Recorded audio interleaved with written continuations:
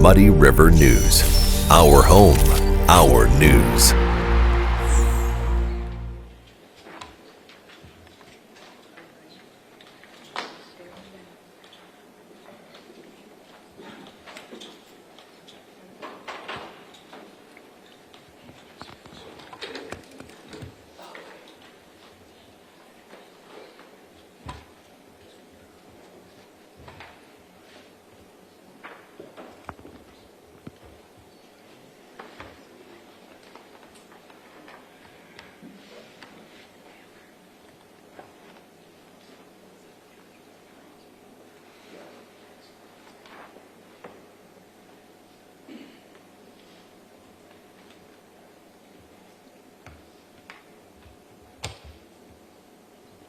Just a short note, if anyone has a cell phone, I'm going to remind you right now, power that cell phone off completely. Don't have it on, okay?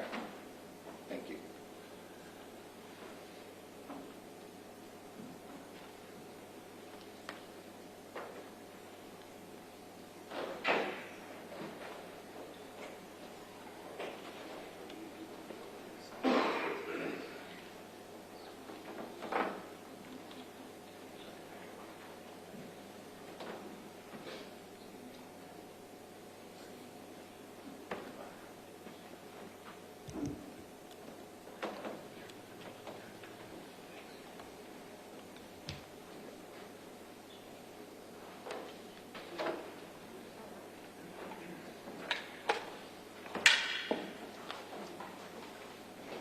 Ladies and gentlemen, please rise. The Circuit Court of the 8th Judicial Circuit of Illinois in the Northern County of Adams is now open with Honorable Michael L. Atterbury, Judge presiding. All those having business before this honorable court come forward and be heard. You may be seated. Okay, good morning. We're here on Adams County case 2018 CF 492. Present in the courtroom is Mr. Wiley. Mr. Wiley is in the custody of Adams County. He's represented here in court by his counsel, Mr. Nelson. Mr. Barnard appears as special prosecutor for the people. We're here today for a sentencing hearing. There was a jury trial held in November, specifically the week of November the 13th through the 17th or 18th. I've forgotten exactly which day. And the jury returned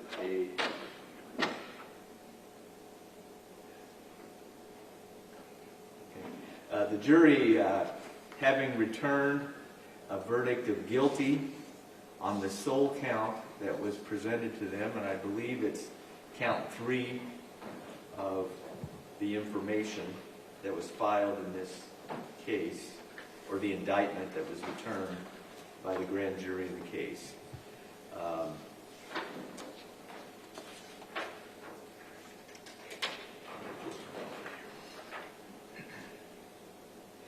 All right. Is the state prepared to proceed today for sentencing Mr. Barnard?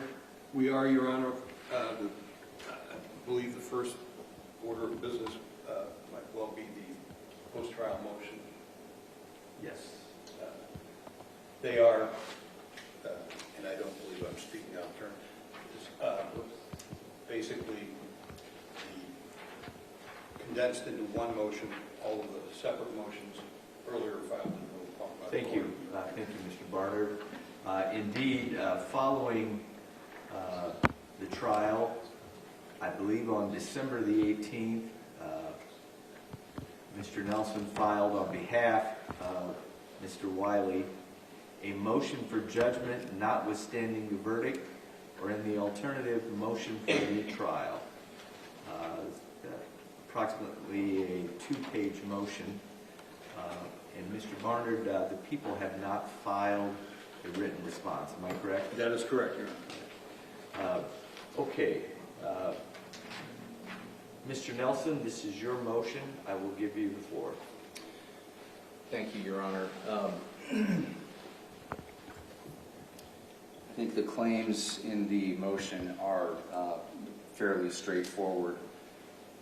As to paragraph 2A, We are asserting that the evidence that was presented at trial in this case was insufficient as a matter of law. And so in light of that, we are asking that the court grant judgment in Mr. Wiley's favor, notwithstanding the jury verdict, or in the alternative, for a new trial based on the allegations that follow. But in paragraph 2A1, that is the allegation. And I'd like to focus just for a second specifically on the mental state. My recollection is that there was absolutely no evidence that was presented that would indicate that Mr. Wiley had the requisite mental state in this particular case. The second paragraph, A2, I think probably goes more to the actus reus and the lack of evidence in terms of the actus reus in this case. And then paragraph A3 pertains to the testimony specifically of Dr. Scantlebury, who testified that she could not state that the mechanism of injury in this case was in fact shaking, which of course is the state's, the basis for the state's entire case. The remaining paragraphs, 2B through 2E, I won't go over those, but those are set forth. They're essentially the motions that the court did previously rule upon. We are asking that the court reverse its rulings on those matters.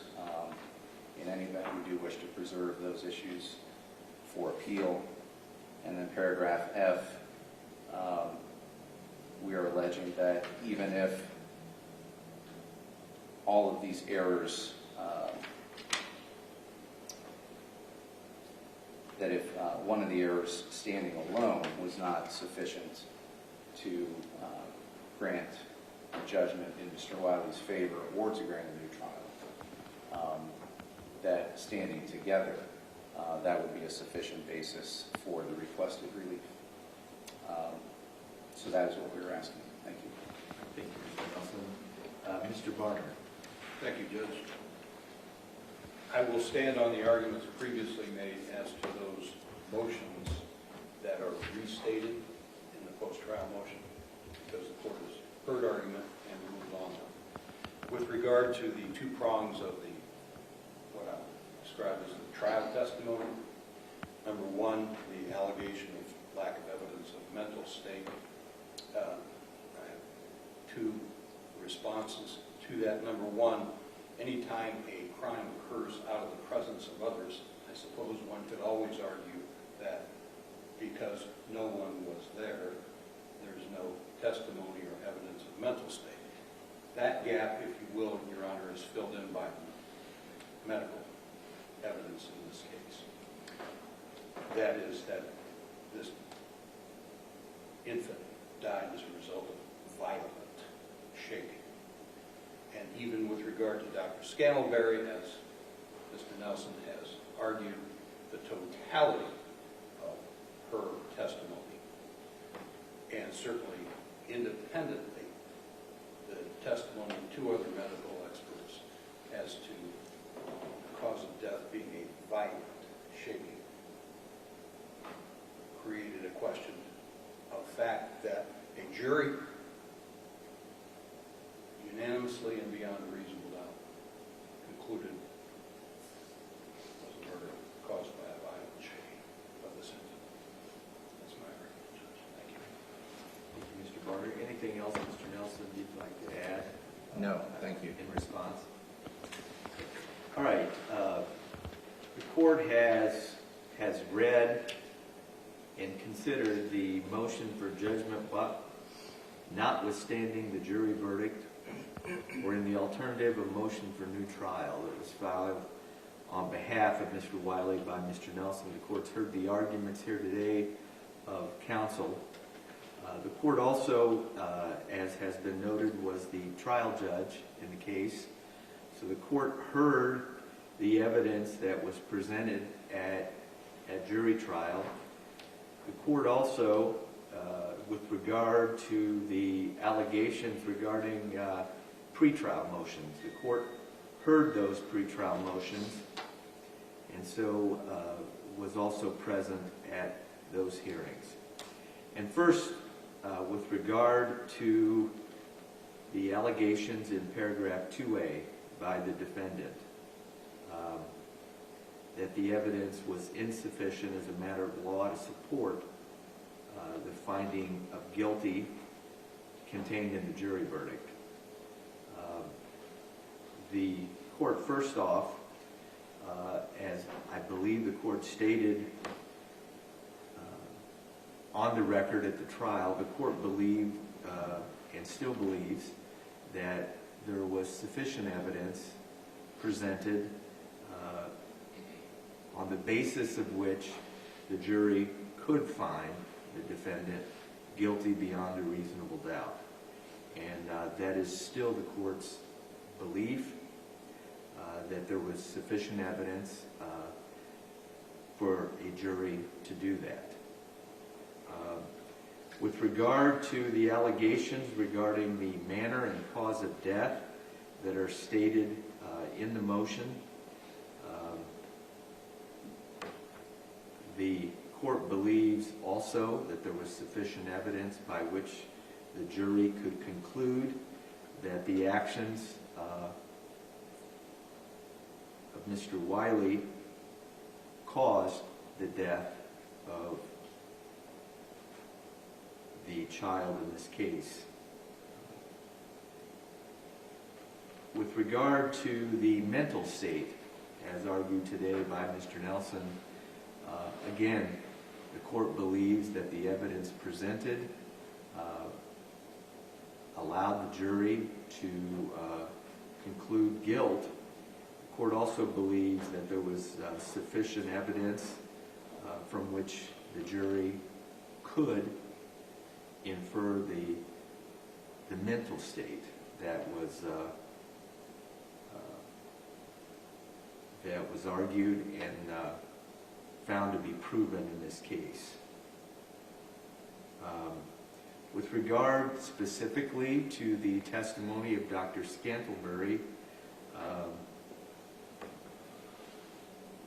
the court believes that the guilty verdict that was returned by the jury, they found that the state had proven beyond a reasonable doubt the mechanism of death that was alleged in the charge that went to the jury and is contained in the verdict that they returned.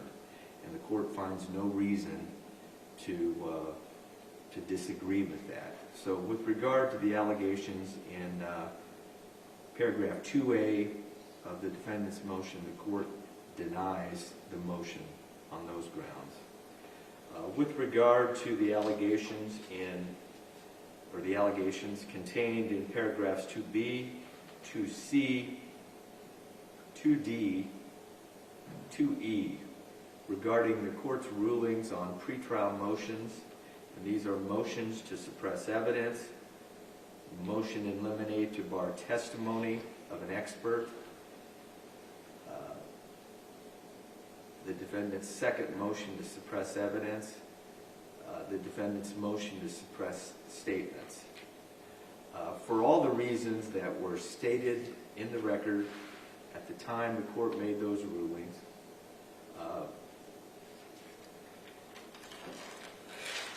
based on the arguments today, the court finds no reason to grant the defendant's motions with regard to the court's ruling on those motions.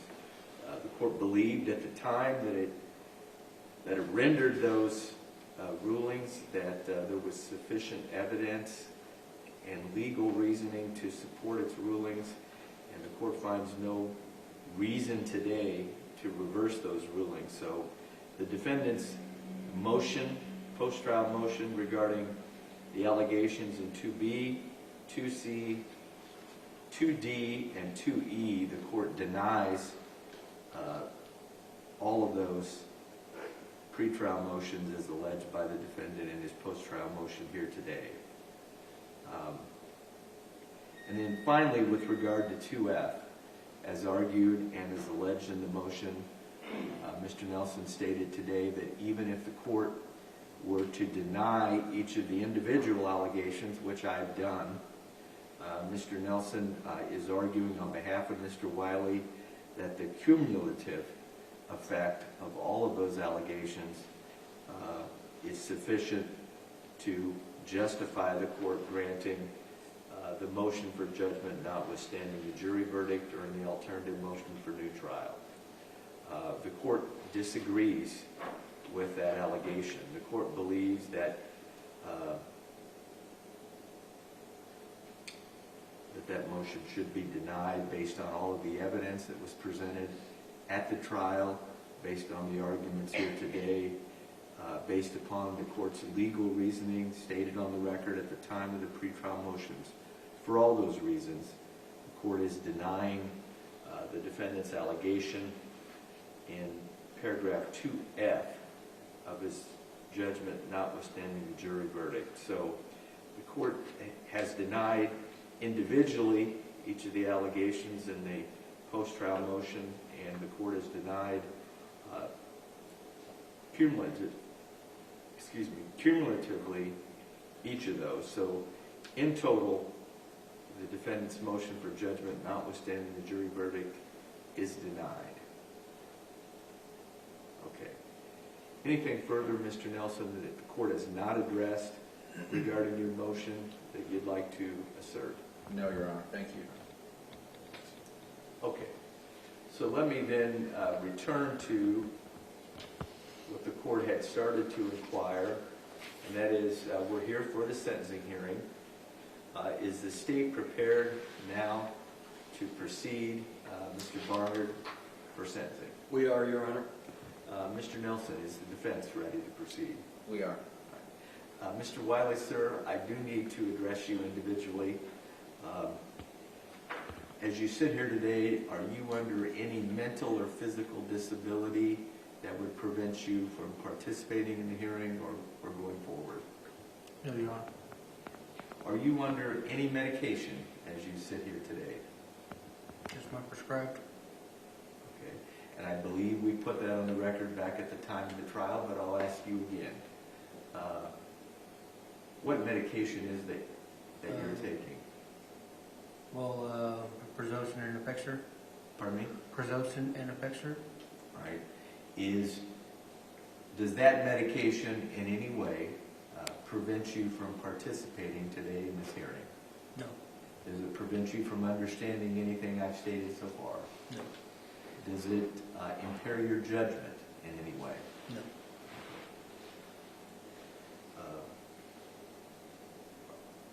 So other than what you've stated, you're not under the influence of any other drug or medication, is that correct?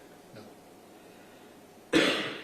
Are you prescribed any medication that you're not taking today? No. Have you had an ample opportunity to prepare for sentencing today? Yes. And you've had an opportunity to meet and discuss your case with Mr. Nelson prior to today, is that correct? Yes, Your Honor. And are you satisfied with the services Mr. Nelson has rendered on your behalf? Yes. All right. Let me turn now to the court has received two separate pre-sentence investigation reports.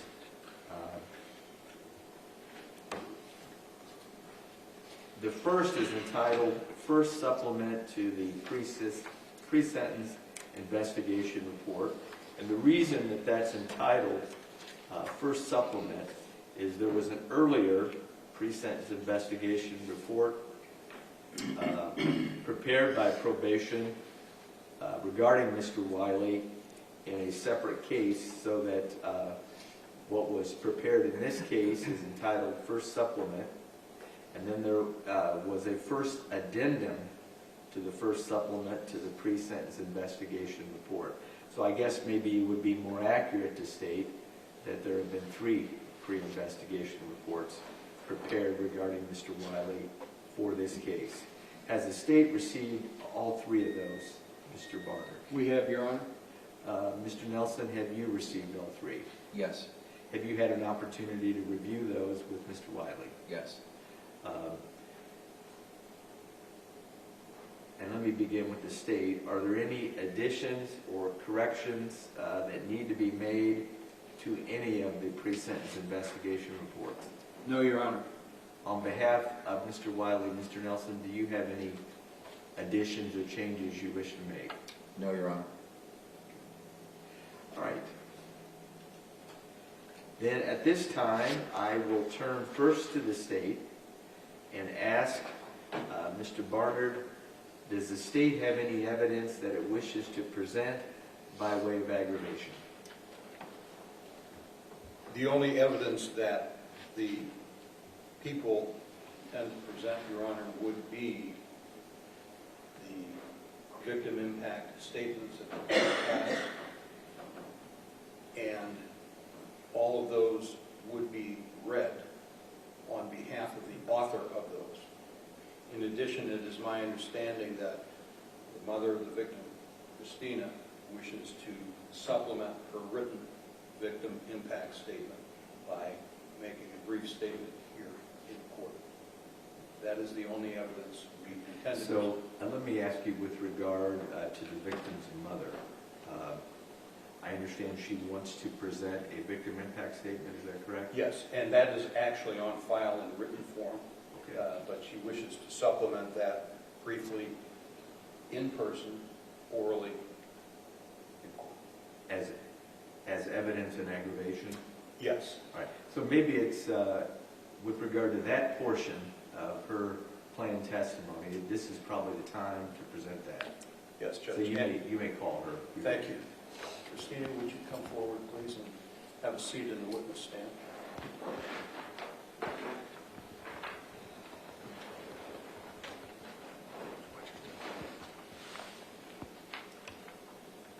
Your Honor, for the record, I'm going to ask, obviously, Christina to state her full name, and then we'll simply ask her to make her statement. Okay. So is she planning on presenting her victim impact statement now? Yes. Okay. Mr. Nelson, that may be slightly out of order here. Does the defense have any objection to that being done? No. And, Judge, I perhaps jumped the gun, as the court mentioned. I can simply defer that. Well, since she's on the stand, maybe she may as well go ahead and get both aspects of her statement out of the way. Everything else that I will introduce, I will wait until defense has the opportunity to present any mitigating evidence. Okay. Christina, could you tell the court your full name, please? Christina Engel. You are the mother of Ariana. I am. It is my understanding that you wish to make a brief statement to supplement the written victim impact statement you earlier made. Yes. You may do so.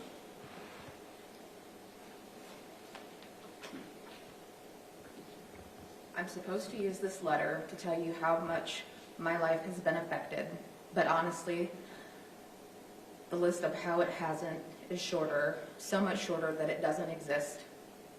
But first, I'd like to list how Ari was affected, because I am the only voice that she has.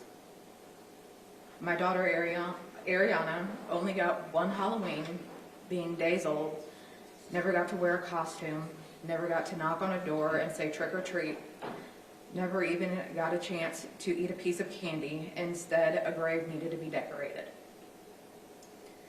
Ariana only got one Christmas, but never opened her own presents, never got to make a list for Santa, never got to sit on Santa's lap with excitement to actually meet him.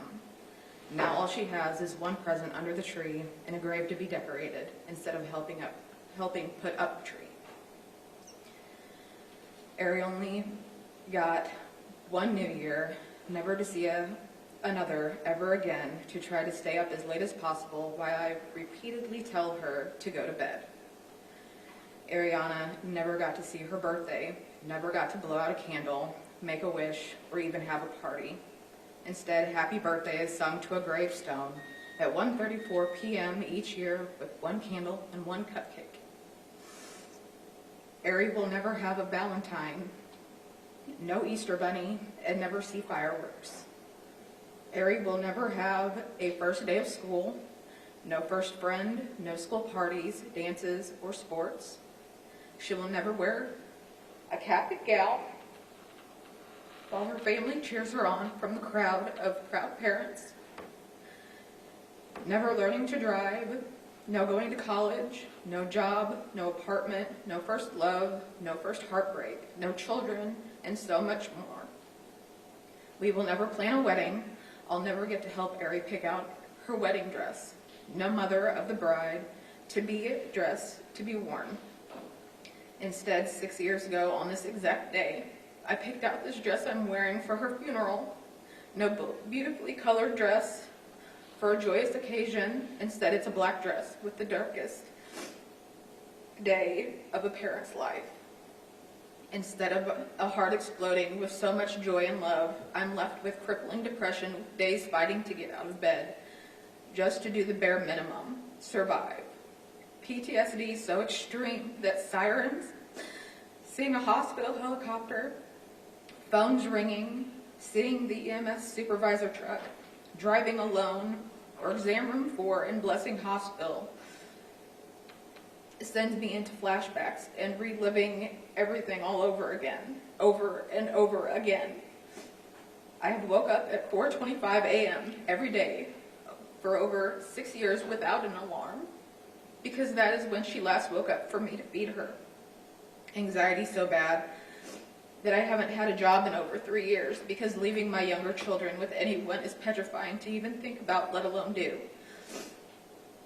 For the last 6 years, and for the rest of my life, I have and always will be in a prison of my own.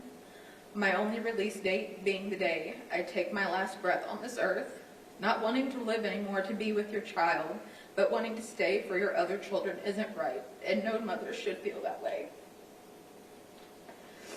No mother should have to stand next to a hospital bed while doctors run tests to see if your child will respond.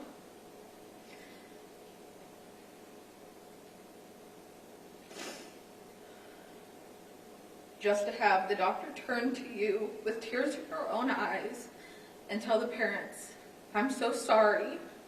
I couldn't tell you what happened after. I came to on the floor hearing myself screaming while being held by her father. No mother should be told she has no other choice than to let her child go. I shouldn't have to hold my daughter while machines are being turned off and waiting as her heart stopped beating after fighting so hard to get it started again. The scenes in the movies when a doctor sits next to you telling you that you can't do much more and are just how it is in person. Only worse, because it's being said to you. I shouldn't have to have had to explain to a 10, 7, and 6-year-old their sister wasn't coming home. All of these things together are horrible, but the worst of it all is that I never got to hug it. Never got a hug from Ari. I never got a kiss. No first word was spoken. No, I love you, Mommy. No, I hate you. You're so mean. I will never hear her call me Mommy. No rolling over, no crawling, no first steps, no first haircut, nothing. I get none of it. What do I get? Thoughts of what if. Why did you go to work?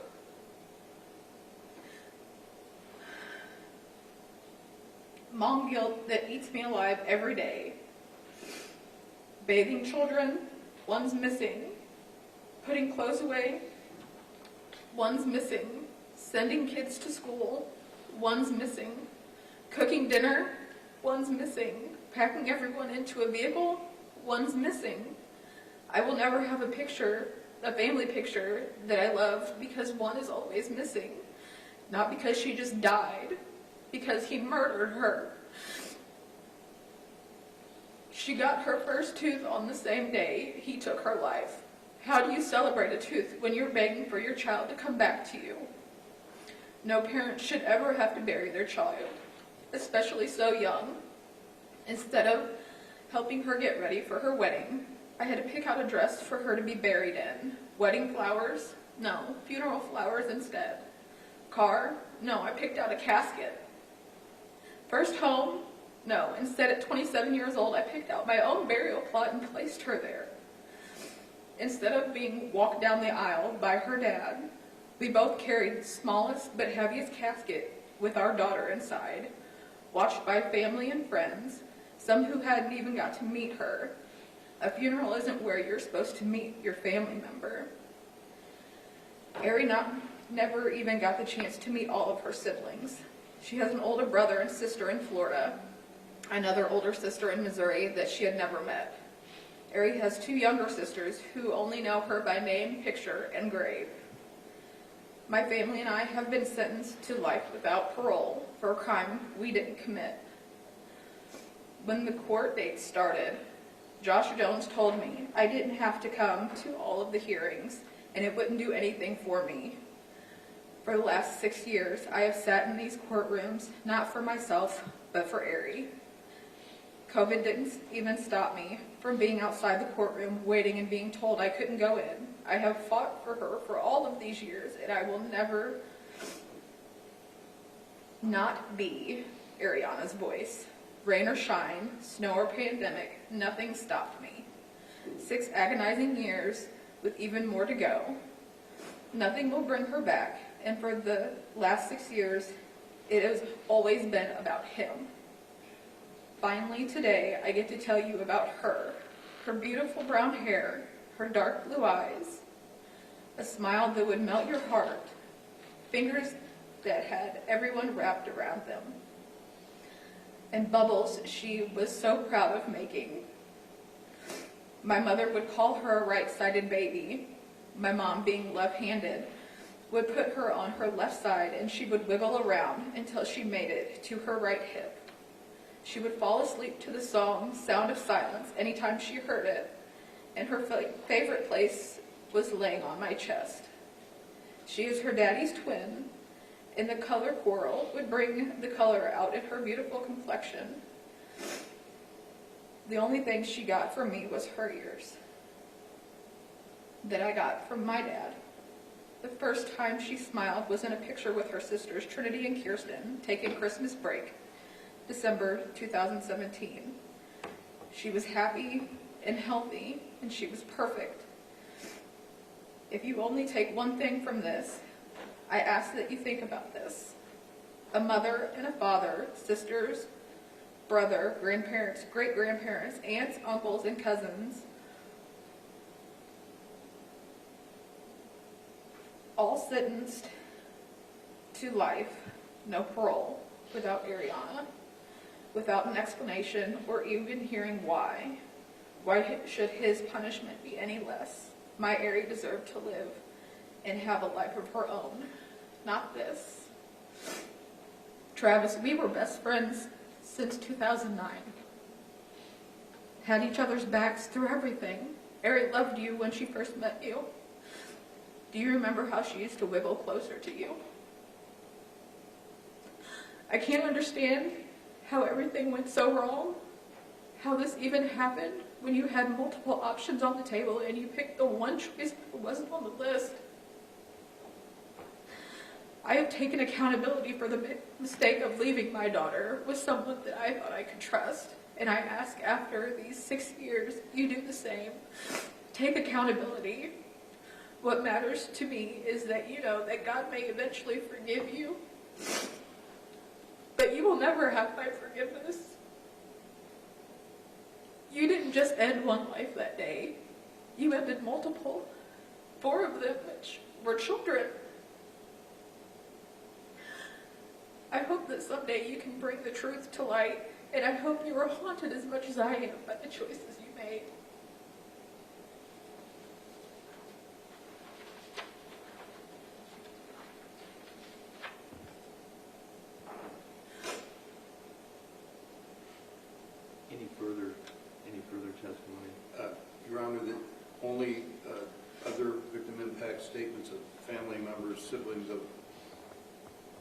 Ariana, but I will defer those until, as I mentioned, after.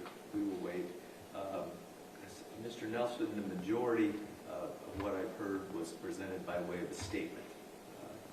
But if there's any cross-examination that you wish, I'll allow you to do that. No. Ms. Ingley, you may step down. Thank you.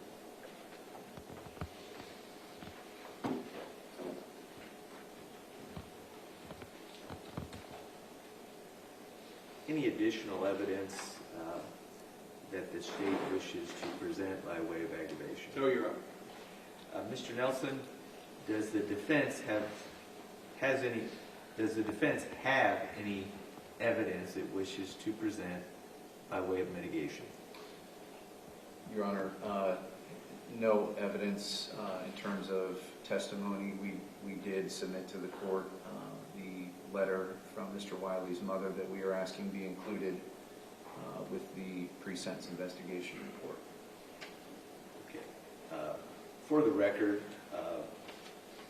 Mr. Nelson did present, on behalf of Mr. Wiley, a letter to me from Colleen Sparks, the mother of Travis Wiley, dated January 18, 2024. It's 1 page in length. Is that the letter you're That's speaking? the letter, yes. The court has received that, and the court will consider it. With that, any additional evidence that the defense wishes to present by way of mitigation? No additional evidence. All right, then let me hear arguments regarding sentencing alternatives. And again, I'm going to begin with the state. Mr. Bonner.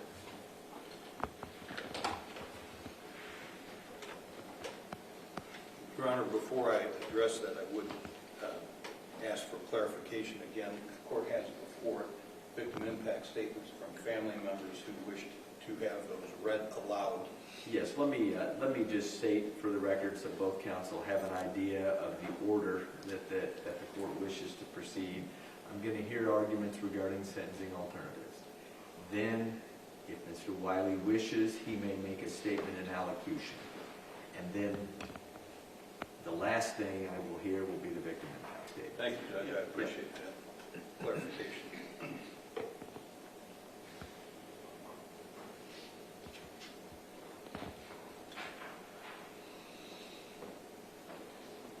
We are here today. And, Mr. Barnard, I'm sorry to interrupt you. I should have stated this before. The court is under the understanding that the sentencing range that we are discussing today, Mr. Wiley was convicted of 1 count of first-degree murder, which carries with it a sentencing range of between 20 and 60 years. There is no, for that offense, the defendant is to receive no credit for good time. He would serve 100% of the sentence. He would receive credit for the time that he served, and in this case, that's been extensive. In the pre-sentence report, it's stated 2037. Does the state agree with that time credit for served? Time served. We do, Your Honor. And Mr. Nelson, do you agree with that number of days that the defendant is to receive credit for having served? I do.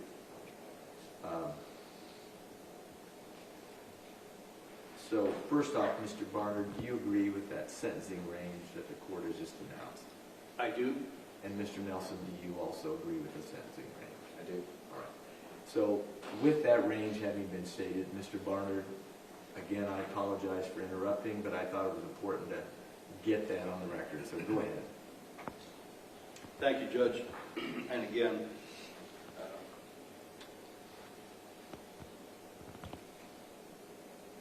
we are here today to do something that in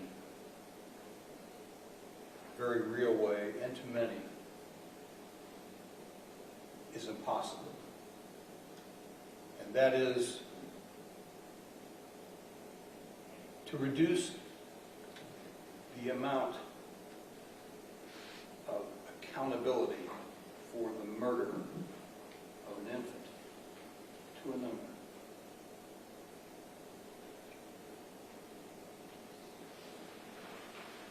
Yet, to do nothing and to not assign a numerical value to accountability is unthinkable. So we must do that.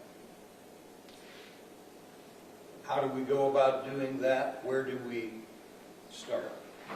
Well, of course, the guideposts are contained within the criminal code and the sentencing code.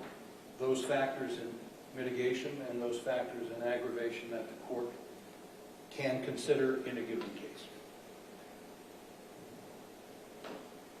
And the obvious ones that to me are most important on the aggravation side, of course, is the need to deter others, and also, as really is contemplated by the sentencing range, the seriousness of the crime committed. But woven through all of that, Judge, through the fabric of those factors in aggravation, is an unspoken but very real and pertinent concept. And that is, what is it about the behavior? What is it about the effect that moves the needle, if you will, to a specific point between 20 years and 60 years? There is little that my words can add to what the court has heard from Christina, Ariana's mother. But to focus for a moment on the effect that the behavior has inflicted,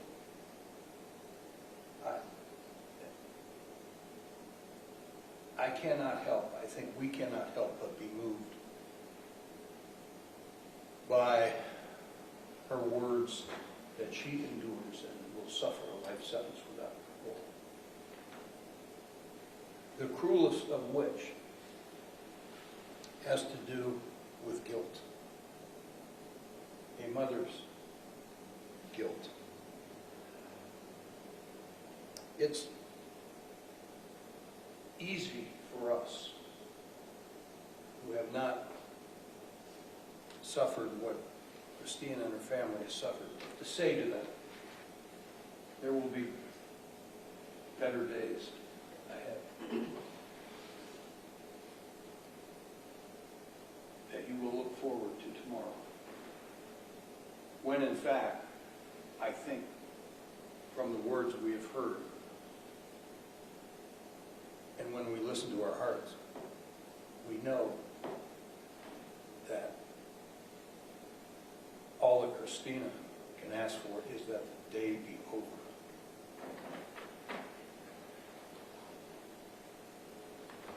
Folks would tell us that time heals all wounds, but the scar will never leave.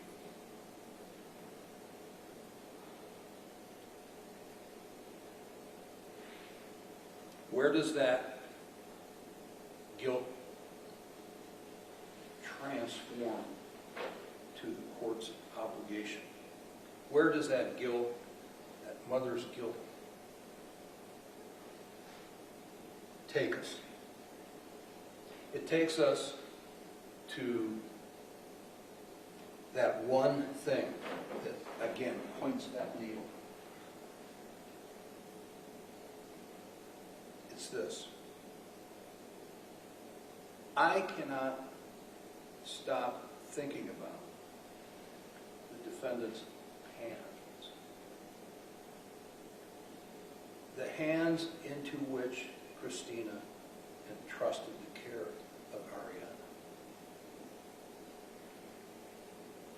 She walked out that door and went to work, asking only that he would care for her, that he would care for her. Whenever that moment was, Judge, within that period of time that we all know from the evidence, he held Ariana in his hands. But instead of giving her care, he gave her the jolts that ended her life.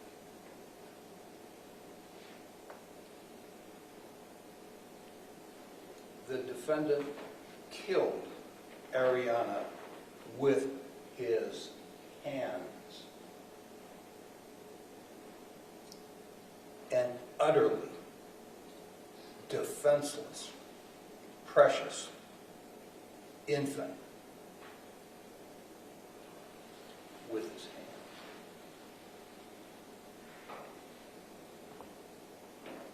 And that, more than anything, informs my recommendation to the court that the defendant be sentenced to a term of imprisonment of 50 years in the Department of Corrections. 5-0.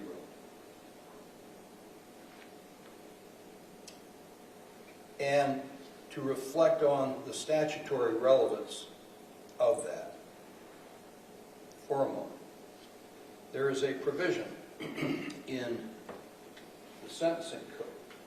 It has to do with factors which can, in a given case, justify enhancement or an extended term for any felony.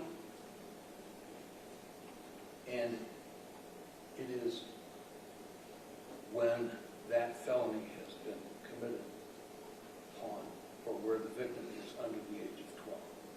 I am not asking for an extended term here because the totality of the evidence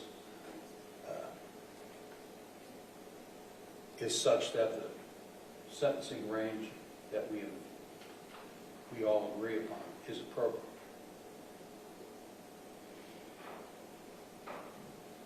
But it is clear by definition that the age of this victim is relevant as an aggravating factor. Otherwise, of course, it would not be a factor to consider for an extended term. Not 12, not 11, not 10, not 5, not 2, not even 3 months old.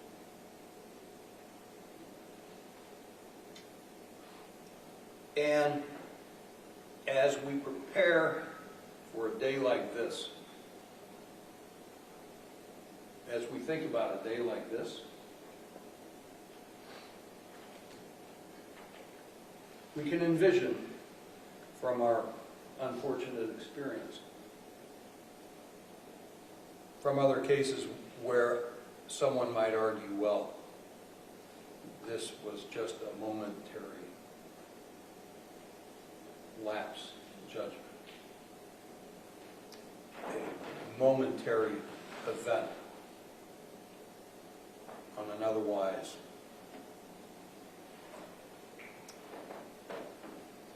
acceptable life. No, it was not. This was not an event. This was not a moment. This was a process.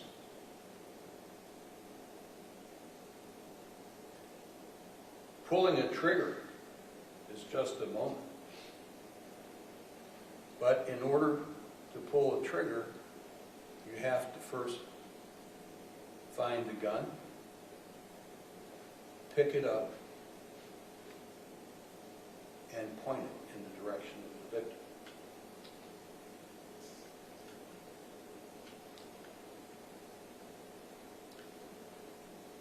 defendant, as articulated by Christina, had so many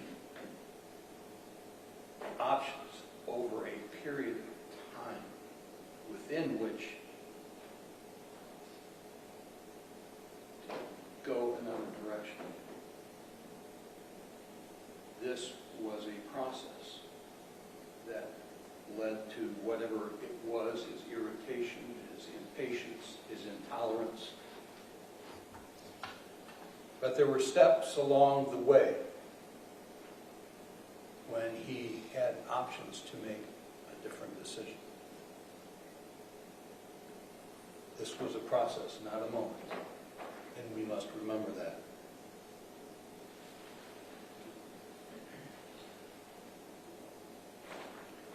It was the product of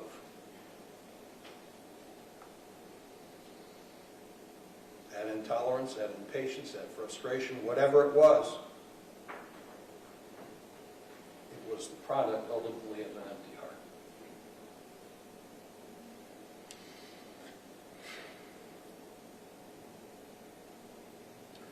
What we do here, in a real sense, changes nothing. Won't bring Ariana back, but it means everything. It means everything to a society as to how we value life, and it means everything to Christina and her family as to how this court views this behavior and its effect.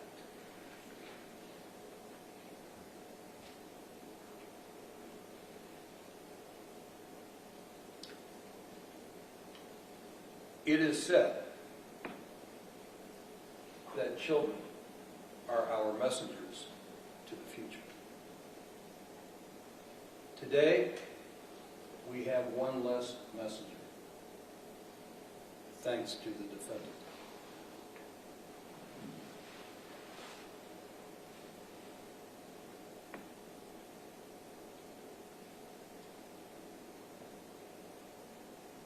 But that leaves us with a question. What message will we send on her behalf? Thank you, Judge.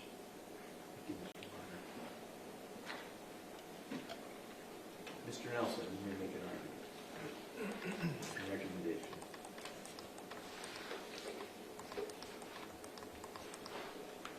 Thank you, Your Honor.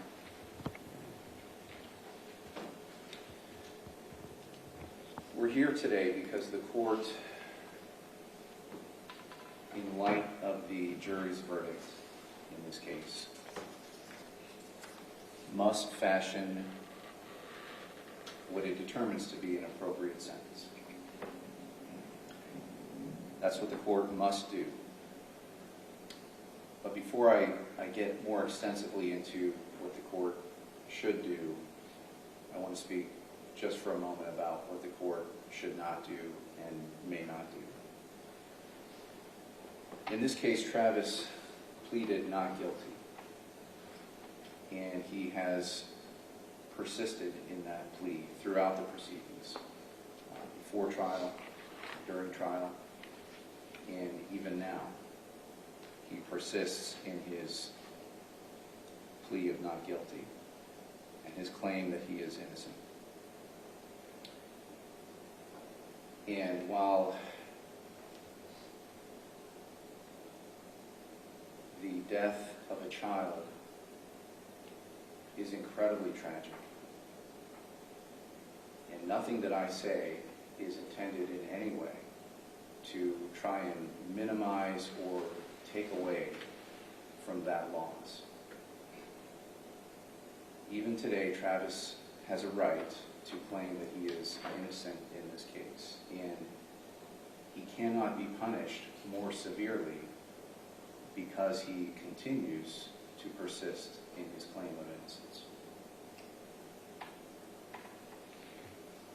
Travis's prior record is limited. It's comprised of, I believe, 3 misdemeanors, a couple of traffic tickets. It is essentially very minimal, and that is something that the court should consider. We're also asking that the court consider that Travis was raised by a single mother. His father was largely absent from his life while he was growing up. And one can only really guess at the effect that that had on Travis as a child, as an adolescent. We do know that it had something of a very substantial effect on Travis, because when he reached the age of 18, he left his home. He didn't go to the next town. He didn't go to the next state. He traveled across the country so that he could be closer to his father and try and establish and develop the relationship that he did not have when he was growing up. We also know that for a number of the years before he turned 18, that he was in the foster care system. And so many of us who work in the judicial system know that the effect of taking a child out of the home and placing a child into another home can have a very substantial and traumatic effect on that child.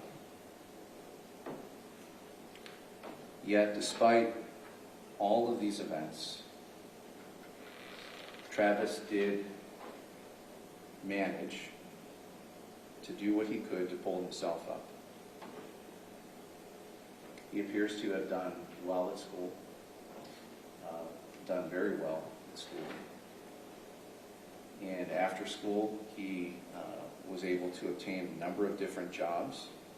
He's worked for a number of different businesses. One business he's worked for 6 years. Travis is intelligent, he's an industrious person, and he has much to contribute to society.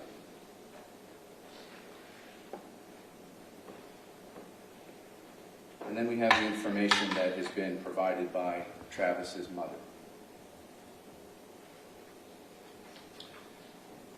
She explains that Travis is a caring person. He's generous. He has a good heart. And that from a very young age, he's had a wonderful sense of humor. It makes him happy to make other people laugh, to make other people happy. And Travis's mother tells us that he has a disabled nephew, that it has been hoped that at some point in time in the future, Travis will be able to help care for his nephew.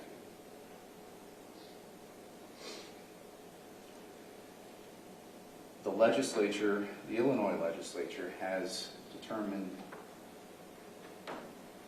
the sentencing range that is before the court today.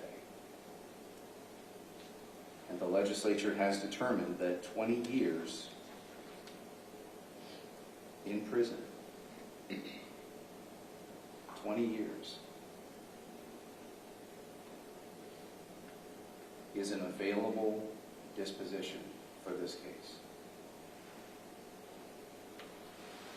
And given all of the factors in mitigation, all of the other information that is before the court today, we are asking that the court sentence Travis to no more than 20 years. Thank you. Thank you, Mr. Nelson. Mr. Wiley, this is the opportunity that I'm going to give you to make a statement to the court. You do not have to make a statement, but I am required by law to give you an opportunity to make a statement. And this is that time. So if you wish to make a statement, you may do so now.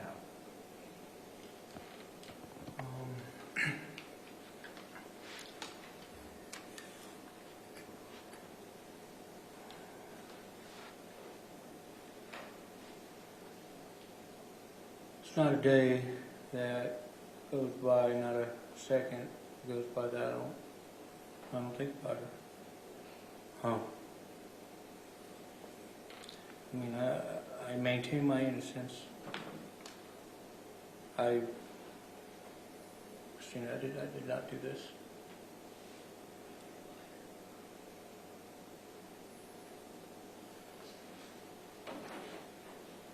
If I could trade places with her, I would.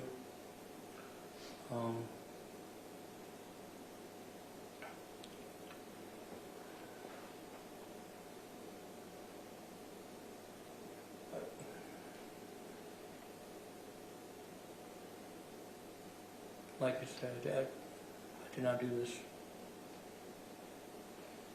I can admit when I'm wrong. I am a man, but I didn't do this.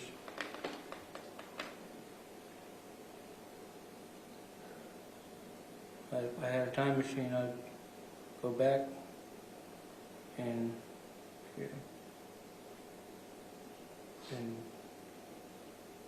do things different.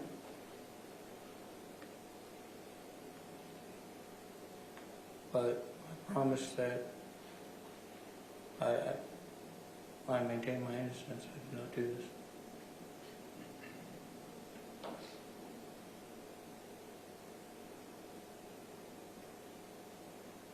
I wish I had more to say, but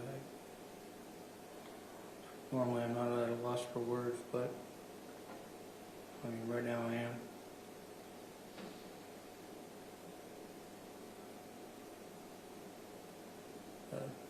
That's all. Did you say that's all, Mr. Wiley? Yes, Your Honor. Thank you.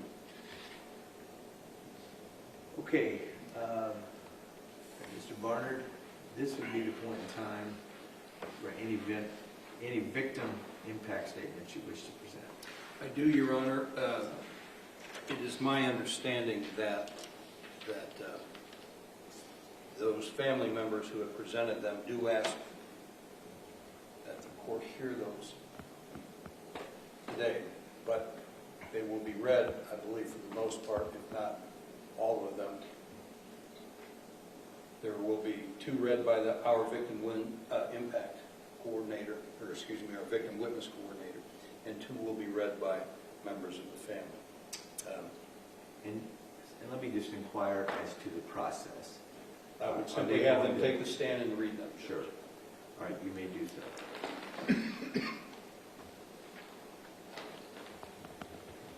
Your Honor, I will have Tricia Gibson identify which family member she is reading on behalf of.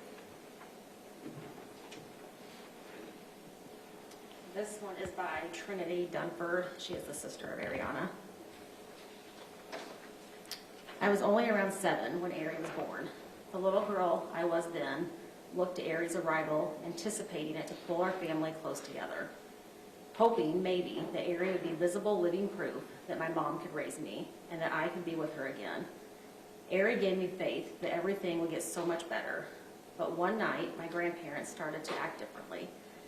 They would step out of the room for my mom's calls and whisper things. I had no idea until I thought about the fact Ari hadn't been brought to see us. I put 2 and 2 together and felt as something was wrong. And eventually, me and my sister found out what I thought was my overactive 7-year-old mind was true. My sister would be gone. That was the day everything changed. Ari was my first up-close and personal experience with death.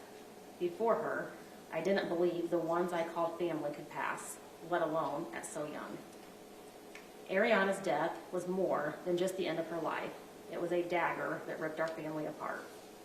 It took away everything from me. From that day on, I stopped leaving my room. I hated going to my mom's because I knew when I got there, my sister wouldn't be there to greet me with her big goofy smile. I grew up isolating myself, staying in my room 24/7. I wouldn't take care of myself like I did before.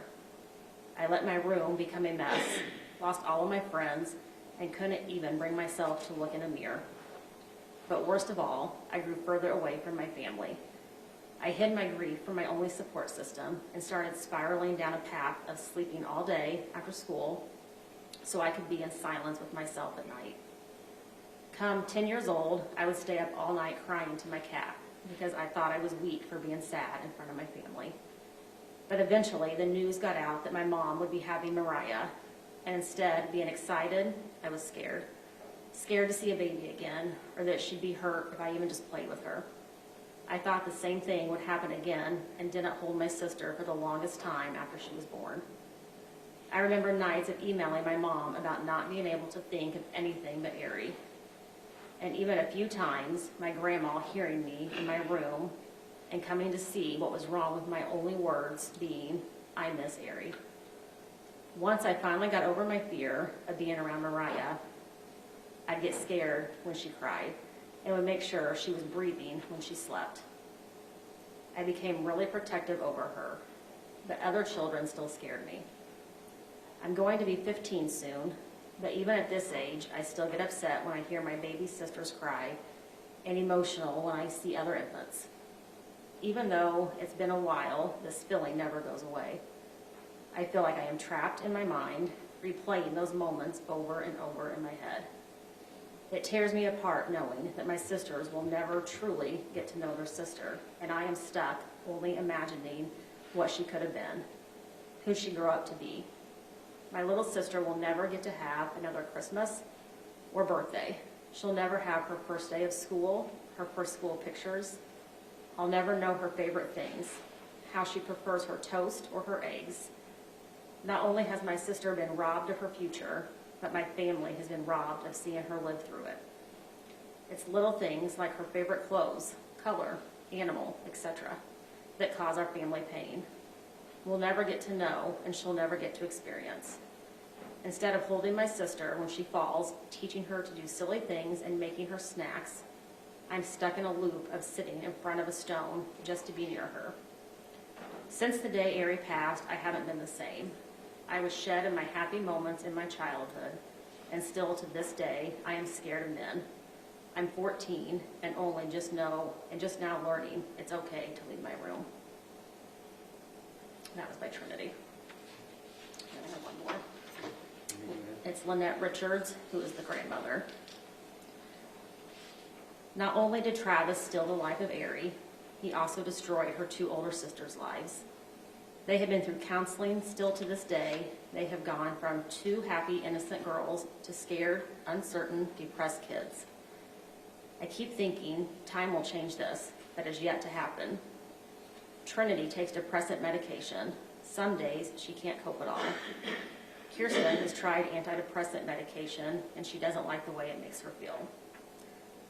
Christina has such a kind heart. She wanted to donate Ari's organs so another child could live. I talked her out of it for my own selfish reasons. We had to know what really happened, and I was afraid if they did take organs, we would never know the truth of what happened that day. No one should ever take the life of a child. Travis had my number. He knew I was supposed to have Ari that day. It eats me up inside that he didn't pick up the phone and call me. I would have been right there. We have all been waiting for justice. Unfortunately, we don't get her or our lives back. We have to live with the pain time can't fix.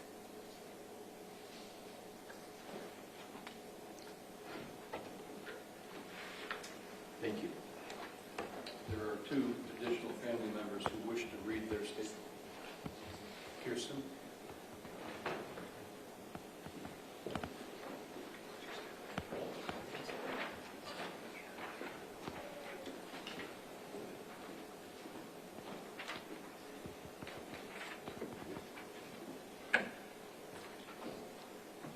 And if you would first, for been done for me. You may go ahead. Ari was my little sister. As soon as I found out about her, I was extremely happy. She was the first sibling I was ever able to watch grow up, and I was excited to watch it happen. The first time I was able to hold her, I couldn't stop smiling about it. She was so beautiful, and I loved her a lot. Me and Trinity would always play with her, and it would always make her happy. She even chose a favorite toy that Trinity had. When I found out that she was in the hospital, my heart sank. I was 6 years old when it happened. I had the chance to hold her one last time, but I couldn't stand seeing her like that, so I said no. I still regret not holding her for the last time. I couldn't even look at babies the same way. I only saw Ari and then. After her funeral, I couldn't stop thinking about it for weeks. Even now, I think about her every day. I remember the exact songs that played at her funeral, and I cry every time I hear them. Her death took a huge toll on my mental health, and I lost a lot of things, mostly my childhood and care for myself. I won't ever get the things I lost back, but it was worth being able to spend a lot of my days with Ari while I could. I'll never forget my happiness I had when I was young back, but I'm happy I got most of it from her. I love her a lot, and I'll never forget about her. She'll always be my sister, my little sister. Thank you.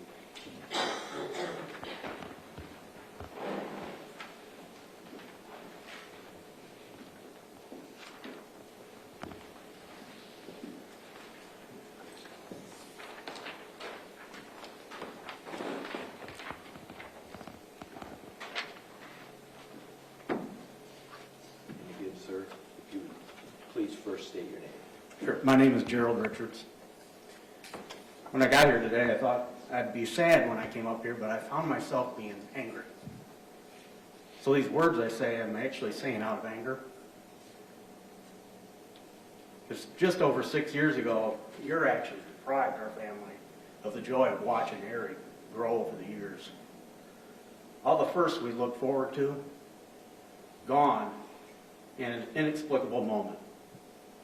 We would not get to hear her first words, watch her first steps, or blow out a single candle on her birthday. Never a Christmas and opening gifts or a first day of school. A child should be safe when left with a sitter, not in danger.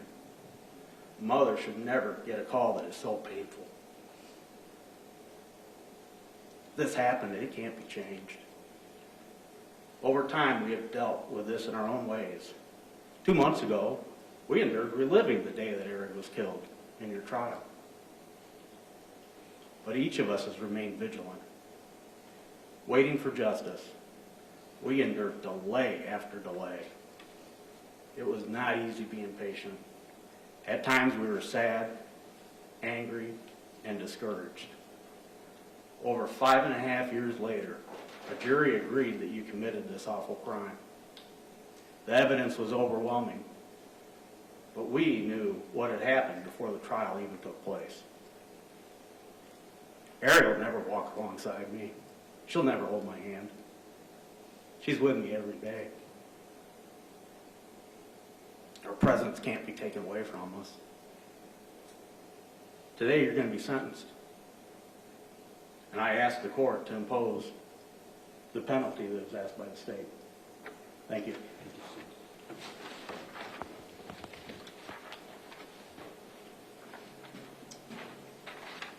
Further statements? No, Your Honor.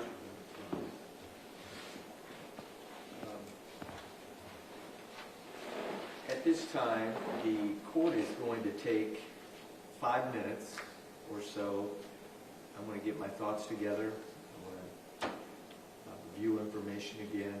So at this time, it is about 10:47. We will reconvene at 10:55. All rise, please. The session of Circuit Court Council is at recess.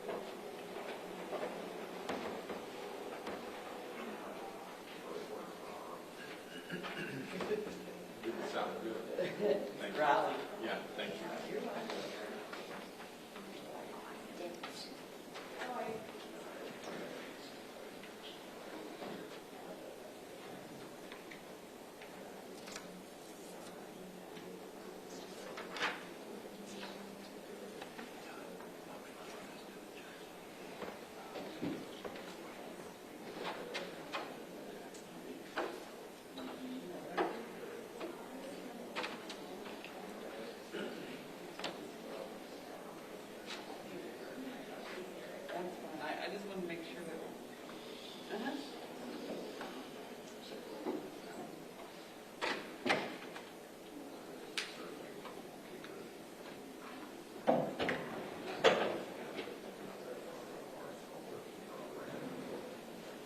Are you finding what you need? I think so.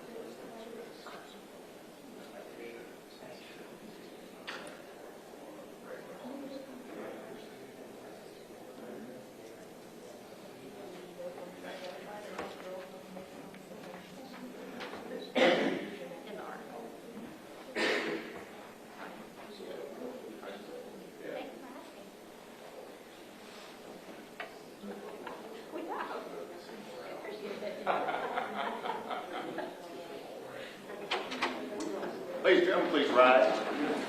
Session of Circuit Court is now reconvened. The Honorable Michael L. Atterbury, Judge presiding. May be seated.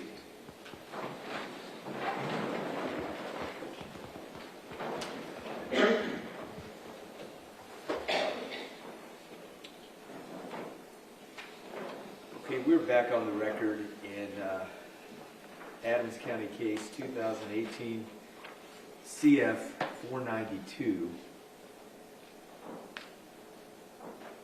The parties again are present. Mr. Wiley is in the custody of Adams County, present with his counsel, Mr. Nelson. The people by Special Prosecutor Barnard. All right.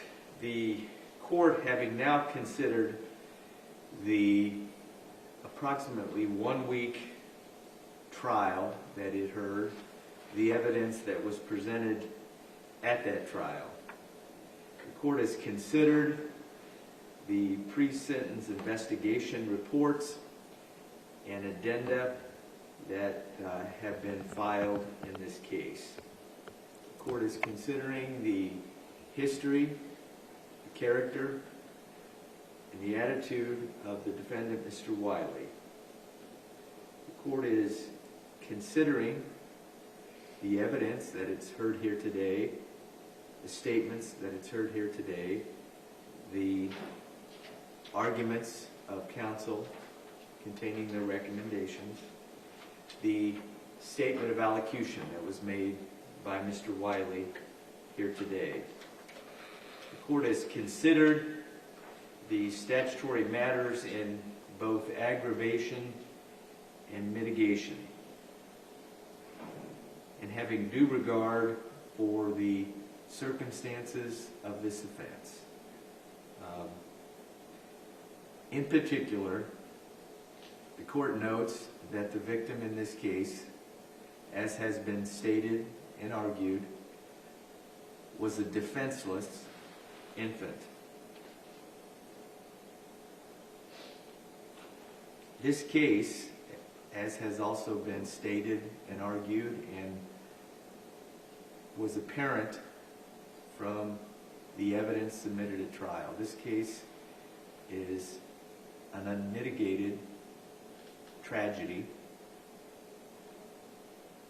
for the victim's family, and I also note for Mr. Wiley.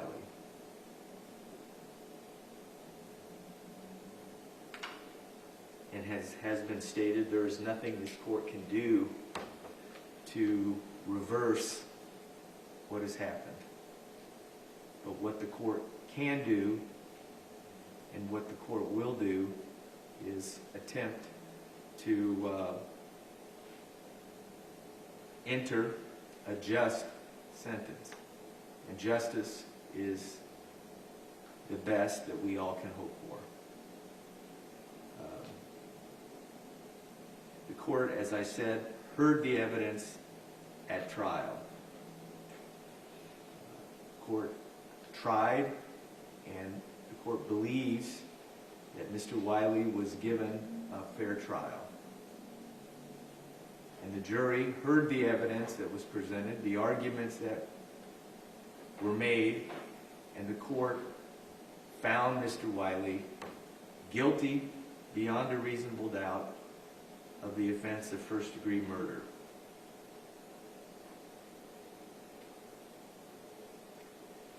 So based on all of those factors, the court is going to enter a sentence that it believes is consistent with the ends of justice and having due regard to the cost of confinement. The court is going to sentence Mr. Wiley to serve a sentence of 35 years in the Illinois Department of Corrections. By statute, Mr. Wiley, as has been stated, you are not to receive good time credit. You will receive a credit for 2,037 days previously spent. And I note that that is somewhere between 5 and 6 years.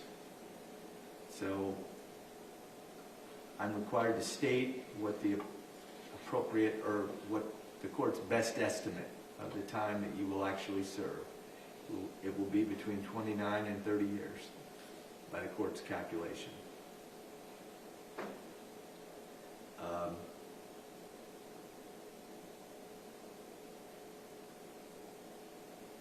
As to the financial side of it, there were no arguments presented as to the financial side.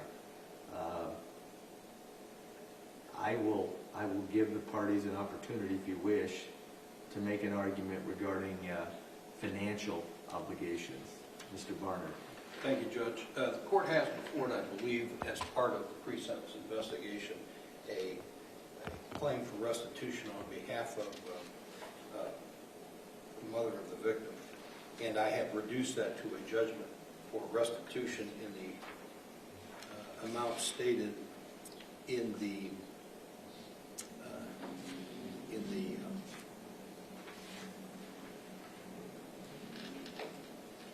pre-sentence investigation. My rough calculation is just shy of $4,000. And what does that represent? Comprises of the following: $500 to Christina Engel for, I believe it is, and the receipts are attached to the proposed judgment. And what does that represent? If I may have a moment, Judge. Yes. That, I believe, is the burial expense.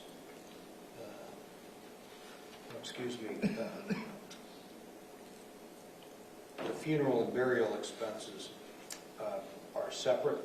$500, I believe, if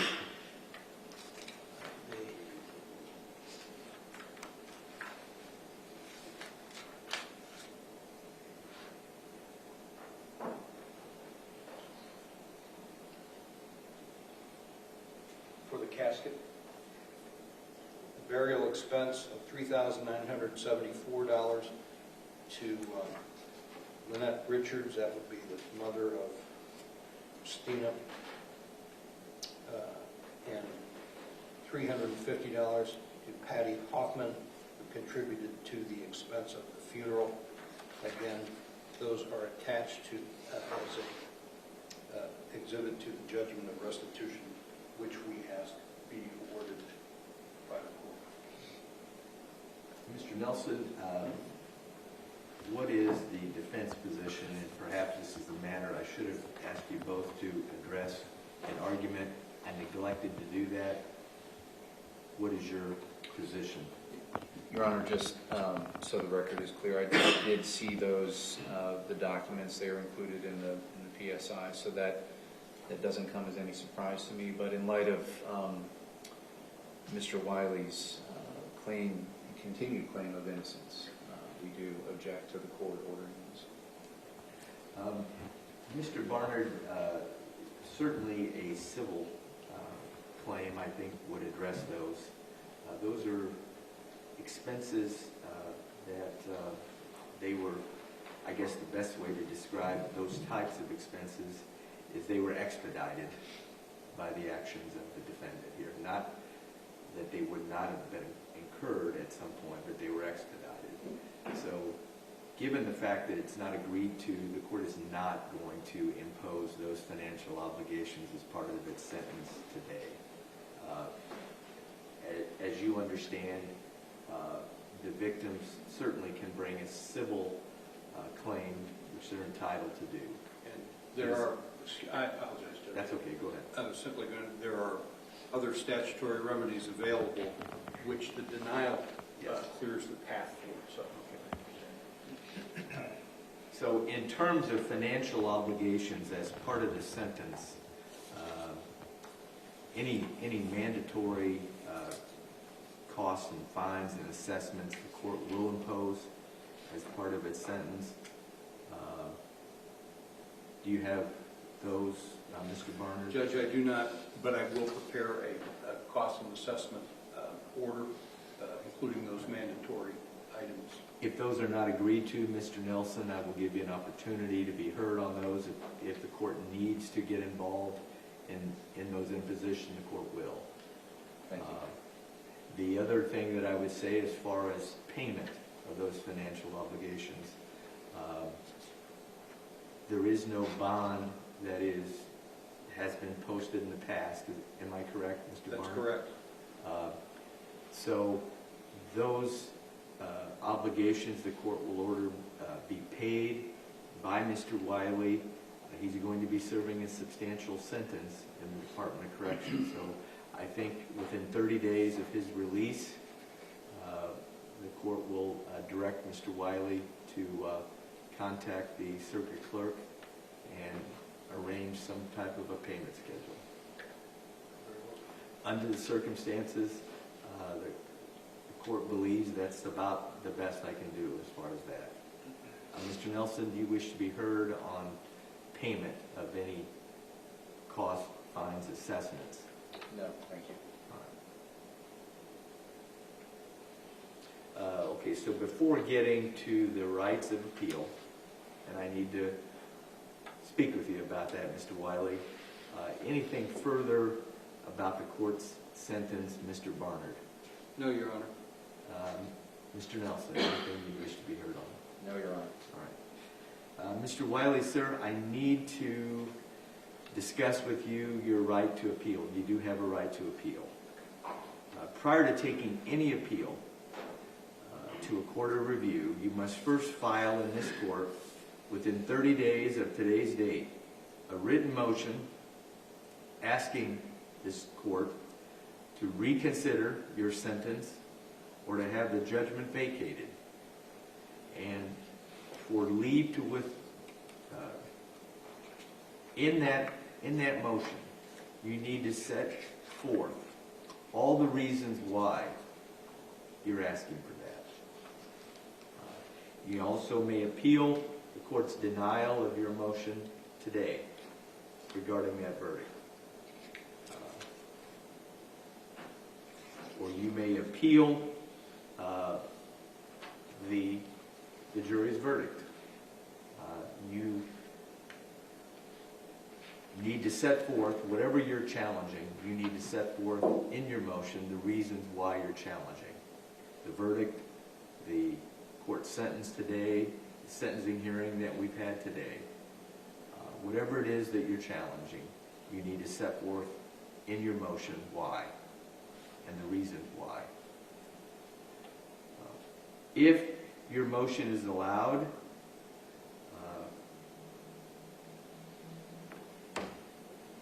the sentence will be modified. The sentence and judgment could be vacated, and if it has to do with the trial that was held, then but I think any motion that you have regarding this sentencing hearing, if it is granted, the sentence will be modified or a new sentencing hearing will be held.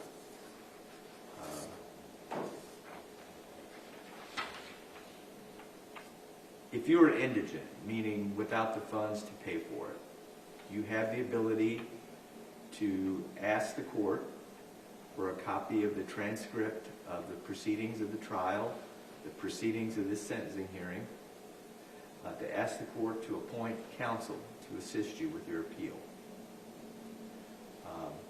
And the transcript will be provided to you without cost.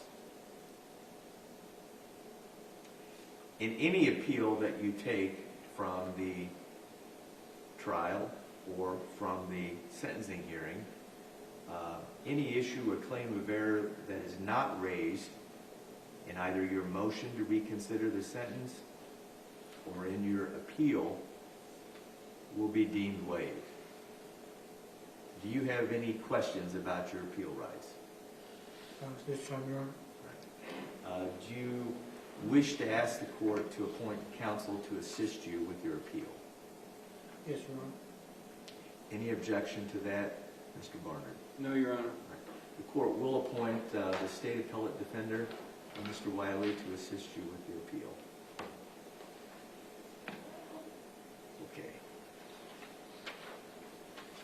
Any other matters that you wish to raise at this time? We'll begin again with the state. Mr. Barnard? No, Your Honor. Mr. Nelson? No, Your Honor.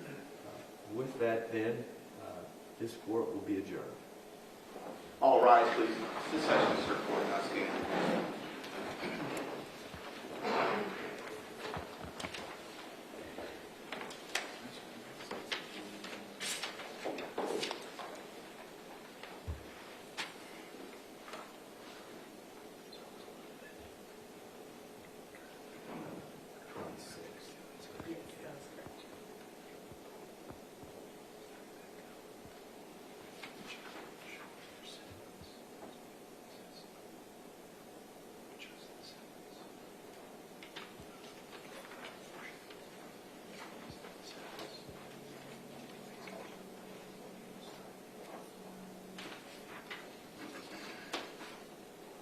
If you have an order, Mr. Barnard? I do, Judge. Mr. Yes. I'll be in favor. Your Honor, in chambers. Yes.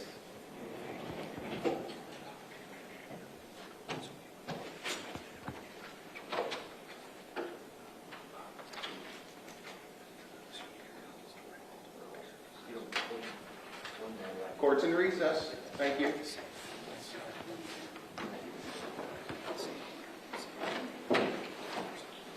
Ladies and gentlemen, you may take a seat. I think one more matter. One more. Be seated, please. Come to order. If you have that, you have the order. It's in the order. Gotta see the Oh. order. Mr. Wiley, I need to address you about one matter.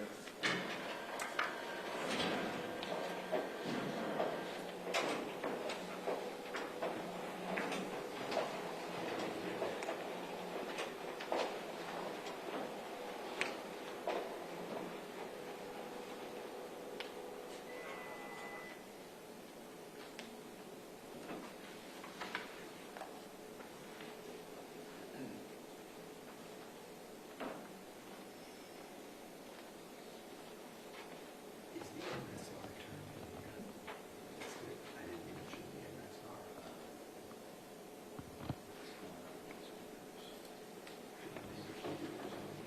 John, Yes. where on here is your,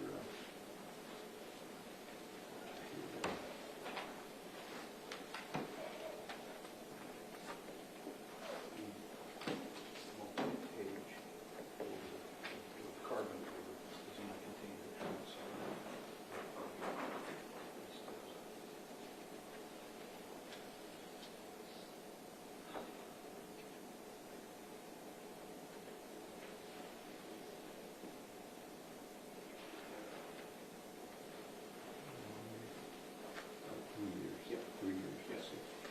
Mr. Wiley, one other matter I didn't state on the record I wish to advise you about.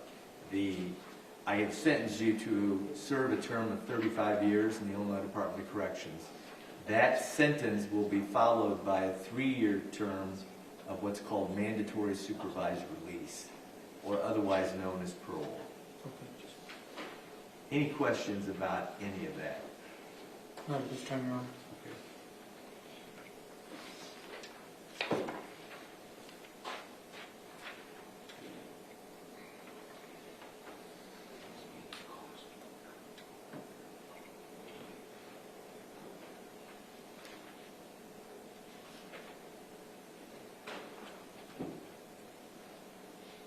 I think there's a separate order on what you put, so I'm not going to.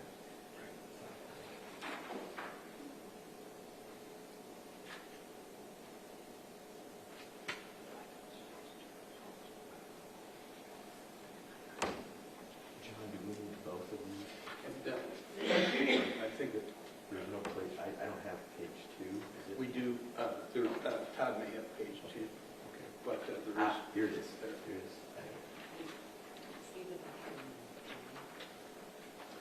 What's that?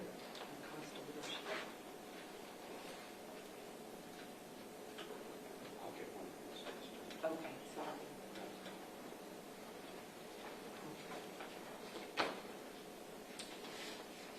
Are there other orders that you wish me to sign? Only only a cost order, Judge. I do not have one. There's not one in the form file, so I will need to forward that to you after approval by defense counsel. Okay, you want me to, I can wait, or is it going to be something you'll have today? I may be able to have it for you very shortly, Okay. Judge, so if you would not mind. I will wait. All All right, at this time, the court will be adjourned. Very good, Your Honor. All rise for this session, so court now stands in recess.